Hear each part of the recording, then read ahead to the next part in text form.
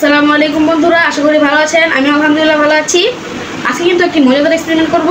তো আপনারা কি কখনো পানিতে সুই ভেজে রেখে দেখেছেন? মানে লোহার যে সুই হয় সেই সুইটা কি কখনো পানিতে ভেজে রেখে দেখেছেন?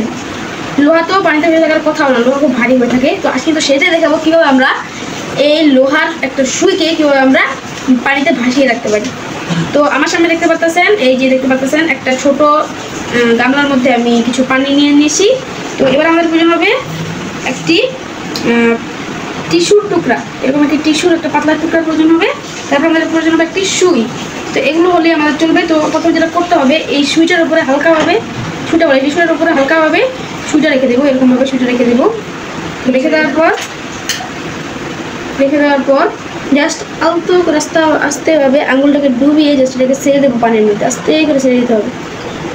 ছেড়ে দিলে কিন্তু এরকমভাবে দেখতে পাচ্ছেন টিস্যু সহ সুইটা ভেসে আসছে। এবার আমাদের যেটা করতে হবে, আরেকটা সুই নিতে হবে। এরকম সুই নিয়ে জাস্ট এটাকে চাপিয়ে এই টিস্যুটাকে নিচ থেকে আস্তে আস্তে করে নামিয়ে দিতে হবে। গুতা মেরে আস্তে করে নামিয়ে দিতে হবে। তো ঠিক এরকমভাবে নামিয়ে দিতে হবে।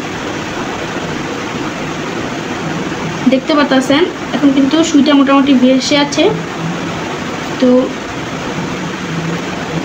তো গাইস, আপনারা দেখতে পাচ্ছেন এটা যে চমৎকার একটা দৃশ্য, যে সুইও কিন্তু এরকম পানিতে ভেসে থাকতে পারে। তো এই এক্সপেরিমেন্ট আপনাদের কিরকম লাগলো এটা কিন্তু আপনারা কমেন্টে জানাবেন। তো আজকে এই পর্যন্ত, সবাই ভালো থাকবেন। আল্লাহ।